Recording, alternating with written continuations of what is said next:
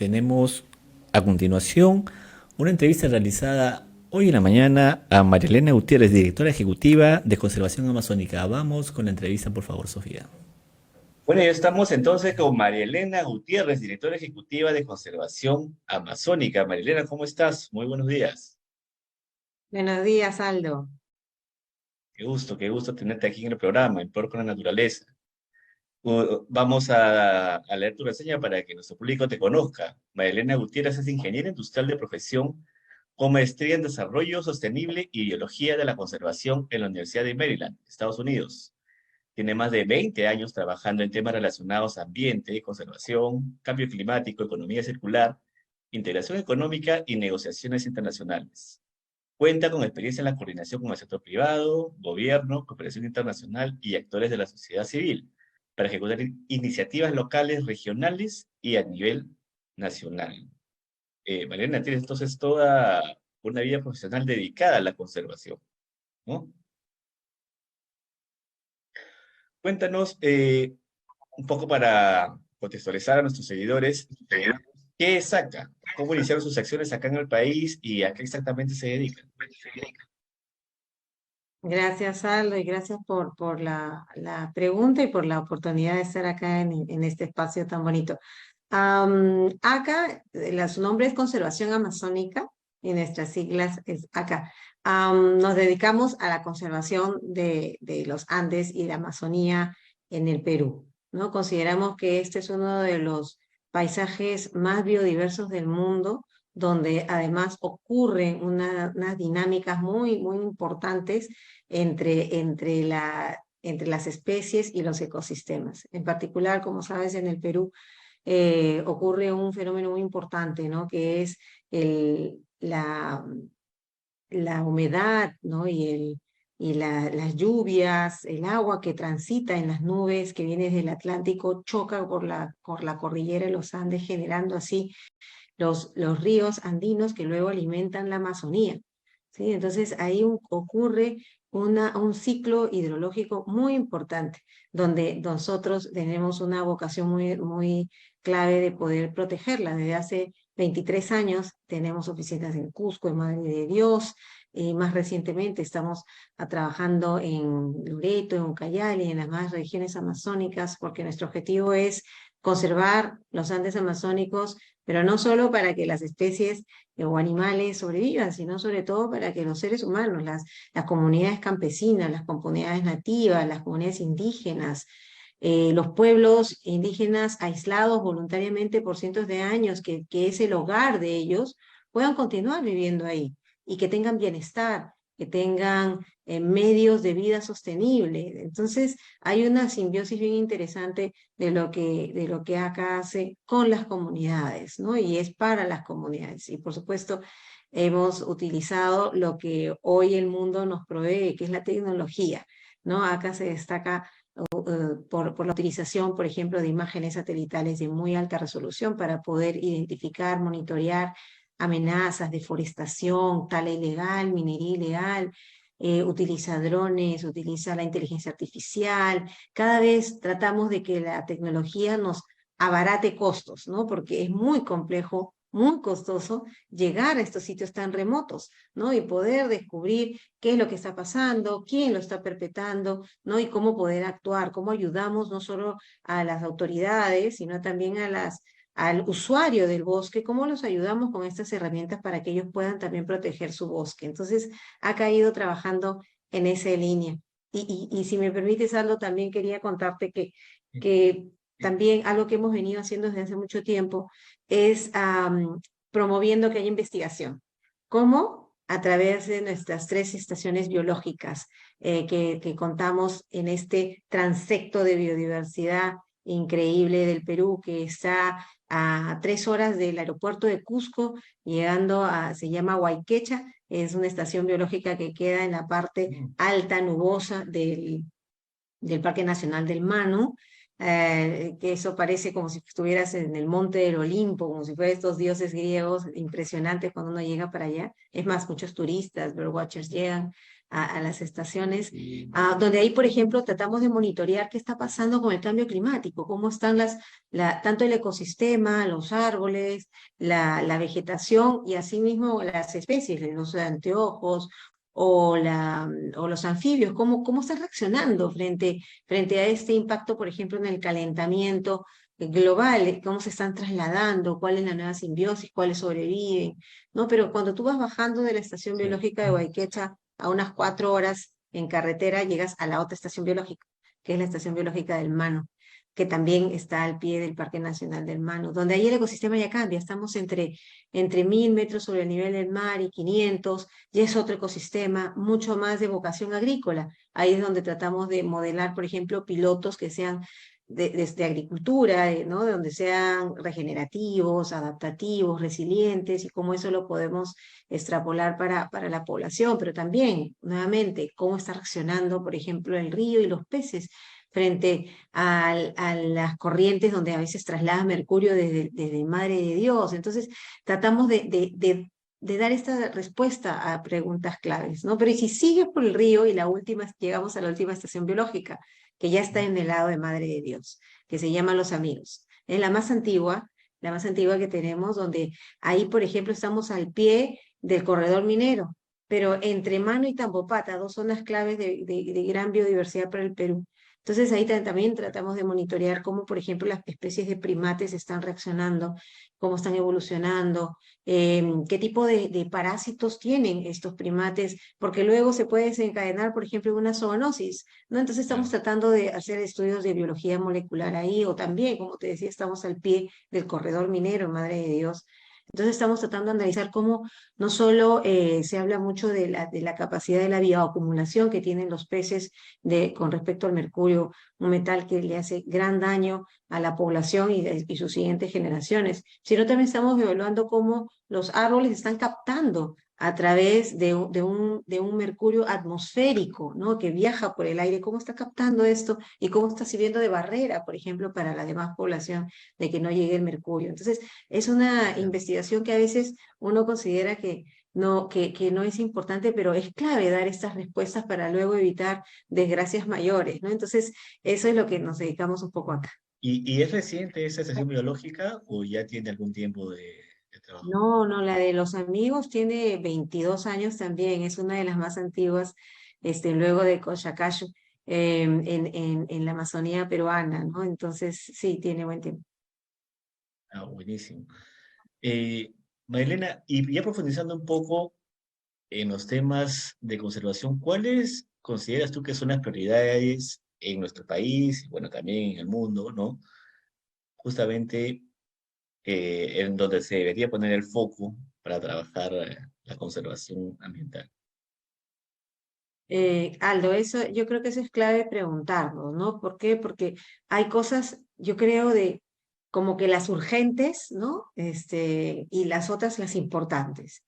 Por un lado, la urgente, pienso que es el tema de que estamos perdiendo un poco la batalla con la deforestación, no estamos llegando a cumplir nuestras metas, pero no solo por una meta política, sino porque estamos muy preocupados con este famoso tipping point que hablan los científicos. Es, ¿Ok? es este punto de no retorno en el momento en el cual la Amazonía llegue a un nivel tal de deforestación que en lugar de poder continuar con este servicio ecosistémico que nos provee, ¿no? Por ejemplo, de capturar carbono, ¿no? Cambie, ya no, ya en lugar de ser secuestrador de carbono, sea emisor de carbono, ¿no? Entonces, ese es algo muy, muy complejo, a lo que lamentablemente a nivel de toda la Amazonía, y no solo estoy hablando de Perú, sino también de Brasil, de Bolivia, de los más países amazónicos, lamentablemente nos están advirtiendo los investigadores que estamos llegando a ese punto de no retorno. Entonces, ¿qué significa ese punto de no retorno para el Perú? ¿Dónde debería ser ese nivel de deforestación máximo que deberíamos aceptar? Y en el Perú, lamentablemente, hay deforestación legal e ilegal, ¿no? Entonces, y más aún cuando hay intentos de congresistas de tratar de legalizar la deforestación. Entonces, eso se vuelve todavía mucho más riesgoso. Y no necesariamente es que las ONGs o la sociedad civil se oponga al desarrollo. Puede haber un desarrollo manteniendo el bosque en pie. Por ejemplo, hay muchos países, Costa Rica vive de su bosque, ¿no? Porque ha generado una cadena en el turismo, pero un turismo seguro, un turismo donde el turista tiene esa disposición a pagar porque le da seguridad, ¿no? Y nosotros en el Perú tenemos una biodiversidad mucho más impresionante que Costa Rica, pero que todavía no se aprovecha. O, por ejemplo, los productos del bosque. Bueno, acá tengo, justo ayer le estaba contando a mi hijito, acá me regalaron mis compañeros, no sé si se ve, es un arbolito, Es un está medio arbolito, sí. difuminado, pero es un arbolito de una castaña que crece, por ejemplo, somos privilegiados y crece en la parte de Madre de Dios, donde bota un fruto, ¿no? Que es esta nuez muy valorada a nivel internacional, donde nosotros nos podríamos Claro. convertir en grandes exportadores, pero no solo de materia prima, puede ser de productos con valor agregado. Por ejemplo, otra vez estaba invitando a los compañeritos de Santiago, mi hijo en su colegio, castañas que están bañadas en chocolate negro, riquísimos, buenísimos, y además en la castaña tiene altos niveles de selenio y unos aminoácidos difíciles de captar por el ser humano. Entonces, además es nutracéutico, tiene unas propiedades increíbles. El Perú está realmente bendecido con todos estos productos que tendría un gran mercado, pero donde tenemos que meterle un poco más de esfuerzo de realmente generar estas cadenas de valor, ¿no? Para que podamos convivir con ese bosque bien dando bienestar, ¿no? Entonces hay una agenda muy urgente, por un lado, de detener esta deforestación y estos delitos ambientales. Lamentablemente, muchos de los que generan esta tala ilegal selectiva, ¿no? Donde van descremando o desangrando, podemos decir un poco, el bosque, son mafias, la mayoría mafias coludidas, y estas mafias lamentablemente se asocian con otra serie de crímenes que atentan contra la población local. O la minería, lamentablemente la minería ilegal que tenemos de oro, por ejemplo, en Madre de Dios, muchas de las personas que viven ahí y que se benefician de esta minería no viven en Madre de Dios, no van, captan estos metales y luego se van, y lo único que les heredan a la población de Madre de Dios es degradación, ¿no? Muerte en esas zonas, y lamentablemente eso se vincula a trata de personas, a Claro, una hay un serie impacto de social delitos también. conexos. Así es, dramático, ¿no? Hay casos muy dramáticos, ¿no? Donde además están matando a nuestros defensores ambientales. Son estas personas yo estoy Sí. sentada ahorita acá en Lima, pero ellos están allá, ¿no? Poniendo el hombro, poniendo el pecho contra estos invasores, contra estos delincuentes criminales. Entonces ellos son atentados contra su vida, contra su bienestar, contra su familia. Entonces, eso es una agenda urgente, pienso, Aldo, pero pensando también en la agenda importante, ¿no? Que todos lo estamos viviendo, los peruanos lo estamos viviendo ahora. El cambio climático, ¿no? Hoy Así por es. hoy ya tenemos ya se anunció, creo, ya se oficializó que vamos a tener un niño global, Global. donde ahora tenemos un aumento de la temperatura del mar entre 5 o 6 grados, más arriba del promedio, pero sin irnos muy atrás. Hasta el año pasado, a finales del 2022, el Perú tuvo la sequía más fuerte de los últimos 58 años. Me contaba Marlene Mamani, nuestra especialista en reforestación, en restauración en Cusco, nos contaba que las alpacas, por ejemplo, hay zonas, en las zonas altas, sobre todo de la comunidad campesina de los Hapus. Por cierto, los Hapus son estos últimos descendientes directos de los incas. Nos contaban de que la sequía era tan dramática que, por ejemplo, habían alpacas que tenían que tomar agua cada 3 días, ¿no? Ah, Entonces hemos hecho ese cambio brusco entre no tener agua hacia tener todos estos huaicos, estos deslizamientos, inundaciones, y eso es lo que está pasando claro, hemos con roto el el cambio equilibrio, climático. ¿no? Así es. Entonces, ¿qué tenemos que hacer ahora? Tenemos que correr para ser suficientemente eficientes de cómo funciona el ecosistema con esta crisis hídrica que vamos a tener, ¿no? Que vamos a oscilar entre los huaicos y las sequías. Entonces, ¿cómo somos tan dinámicos? Y esa es una agenda que considero que no solo es ACA, sino en general muchas de las organizaciones peruanas, tanto de la sociedad civil como el Estado, debería estar poniendo mucho énfasis, ¿no? Las comunidades están muy preocupadas, es más, se nos acercan las mismas gobiernos regionales, las comunidades locales diciendo, por favor, ayúdennos, ¿no? A hacer que, dado que el derretimiento de los glaciares tropicales, que son estos reservorios de agua dulce que tenemos en la parte andina, se están derritiendo a una velocidad no antes esperada. Nuestros escenarios han quedado cortos, nuestros escenarios climáticos. Ellos están muy preocupados. ¿Cómo hacemos? Porque si es que nuestros glaciares se están derritiendo, ¿cuál es nuestra opción? Por ejemplo, y esto es lo mágico de los ecosistemas, tenemos los bofedales, ¿no? Que son esto como pasturas en estas zonas muy, muy altas, que funcionan como esponjas, ¿no? Ante la lluvia, ante la humedad. Entonces, tenemos que mantenerlos muy sanitos, muy verdecitos, para que tengan la capacidad de captar esa agua, que luego se va a convertir en estos riachuelos y dar vida a los ríos y las cuencas andino-amazónicas. Entonces, tenemos que ser muy eficientes en pensar cómo adaptarnos, pero cómo el ecosistema da esta solución. Y ahí es donde sale esta famosa frase de que todos venimos tratando de impulsar, ¿no? Las soluciones basadas en los ecosistemas, ¿no? O el Ecosystem Based Adaptation, donde cómo hacemos que pensemos cómo funciona el ecosistema y cómo es tan sabio para poder proveer de bienes y servicios a la humanidad, a la población local. Entonces tenemos que ser muy rápidos, Aldo, para poder dar soluciones, mantener sano el ecosistema, permitir que siga generando estos servicios, pero al mismo tiempo tenemos que conservar estos territorios, ¿sí? Y eso también ACA y también muchas otras ONGs hemos venido tratando de apoyar a las comunidades. Hay muchos gobiernos regionales que, por ejemplo, están preocupados en el caso de Cusco, donde las concesiones mineras están aumentando. Estábamos viendo la otra vez con mis colegas en ACA que hay cerca de 2.2 millones de hectáreas concesionadas en Cusco, concesionadas para oro, ¿no? Para Dios. minería.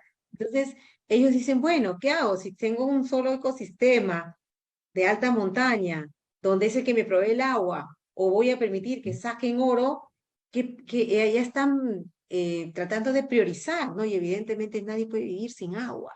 Entonces, es más, muchos de los entendidos, de los expertos, dicen que las próximas crisis y conflictos que van a haber en el mundo es por el agua.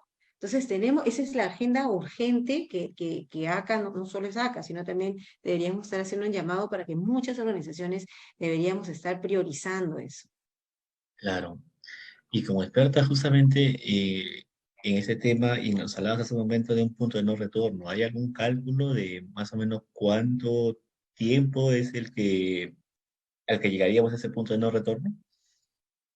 Uy, Aldo, eso sí está complicado, ¿sabes? Porque ahora nos estamos dando cuenta que no solo hay un punto de no retorno, sino son varios. Por ejemplo, la otra vez estábamos analizando con nuestros colegas en Washington, existe nuestra institución hermana que es Amazon Conservation Association, con Matt Feiner, que estaba analizando, por ejemplo, en el caso de Brasil, en el caso sobre todo del este, donde hay zonas donde la deforestación ha sido de tal magnitud que más bien se está comprobando que hay un aumento en tanto en las sequías, ¿no? En las zonas áridas, pero también en un aumento de la temperatura. O sea, al no tener los árboles, está generando ya esos cambios de microclimas, ¿sí? Entonces hemos dado cuenta de que si dividimos la Amazonía, toda la Amazonía en tres grandes partes, la parte del este ya está llegando a ese punto de no retorno, ¿no? En el caso donde estamos hablando nosotros, esta Amazonía más occidental, que viene a ser la Amazonía que tenemos en el Perú, felizmente tenemos la cordillera de los Andes, ¿no? Donde de alguna manera está formando este ciclo hídrico clave, pero por eso es que nosotros tenemos que entrar a evaluar y eso, Aldo, tu pregunta es la pregunta que tendríamos que estar ahora analizando y espero que pronto podamos dar esa respuesta. ¿Hasta cuándo el Perú podría seguir deforestando, ¿no? Claro, excelente. Y también mencionabas y dabas justamente, hacías mención a que comparte con tu hijo estos temas y estas preocupaciones, ¿no? Que tienes como profesional, pero que en realidad nos deberían preocupar a todos.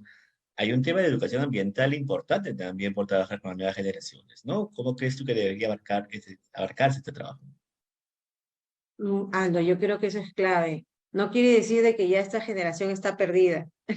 No, pero es más, tenemos que seguir llevando y hacer este trabajo de compartir estos conocimientos porque las autoridades van cambiando, van rotando y tenemos que continuar. Pero la clave es capacitar y sensibilizar a las próximas generaciones, ¿no? Pienso que los colegios tienen una labor muy importante y yo creo que muchos lo están haciendo, ¿no? Cada vez más los niños son los que impulsan a los padres a decir, no, no, ¿por qué botas la basura a la calle? ¿No? O por qué, y algo que me preguntaba justo mi hijito, me estaba haciendo una entrevista para su colegio, me decía, ¿qué es lo que deberíamos hacer para proteger el mundo? Y mi respuesta era reducir el consumo, ¿no? Porque el consumo es en general lo que está generando todo esta exceso, ¿no? De deforestación, el exceso es como si tuviéramos una adicción, ¿no? Por el consumo de combustibles fósiles, de productos que se nos antoja comer una fresa cuando la traen de Tailandia, generando una huella no solo de carbono, una huella hídrica El uso de impactante, plástico de un donde solo tenemos uso que que también es perjudicial, ¿no? además, ¿no? Que está generando esos plásticos de un solo uso, generando una contaminación terrible, o sea, zonas donde el mar, ya no vamos a hablar de ese tema, pero hasta en las zonas más andinas remotas, estamos encontrando todos estos desechos, pero no solo en términos de pensar qué van a hacer estos 8.000 millones de habitantes que tenemos en el planeta, ¿no? Ya pasamos esa valla. ¿Dónde va a ir todos esos residuos? ¿Dónde van a ir todos esos residuos sólidos, efluentes, emisiones, ¿no? ¿Cómo podemos entonces nosotros ser responsables para poder generar un consumo adecuado, ¿no? El planeta es finito, es limitado. Entonces, mientras que no lleguemos a evolucionar hacia otros planetas, tenemos que cuidar la casa, ¿no? ¿Cómo podemos generar responsabilidad en nuestro consumo? Cuando compremos un aceite, ese aceite vino de una palma que generó deforestación en la Amazonía. O sea, tenemos que ahora ser más Ser más conscientes. críticos, ¿no?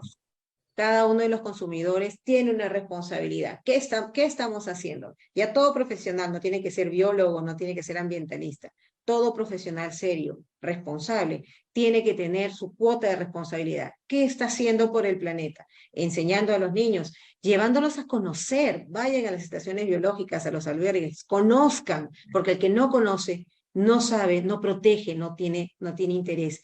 Tienen que ir a conocer lo que tenemos. El Perú es privilegiado y muchos peruanos, te puedo asegurar, ni siquiera conocen estas zonas de los Andes y la Amazonía que debemos estar todos protegiendo. Entonces, eso es muy importante. Todos tenemos, todos los consumidores, desde revisar de dónde proviene un producto o más bien aprovechar y darle oportunidad a las comunidades indígenas y campesinas de consumir, por ejemplo, el mano. Hace tiempo, este año hemos estado celebrando el 50 aniversario del Parque Nacional del Mano.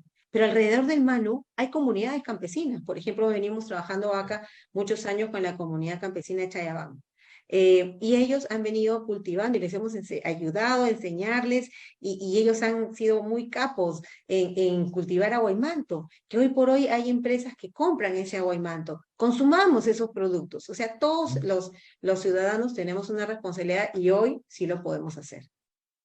Excelente, excelente el mensaje que nos das, María Elena, y también lo habla la labor que realizan de conservación amazónica. El tiempo se pasó volando, pero ha sido un gusto tenerte en el programa el día de hoy, María Elena. Esperamos de pronto más adelante poder seguir conversando con progreso sobre estos temas. Gracias, Aldo, como gustes y un saludo para toda tu audiencia. Muchas gracias. Buenas tardes.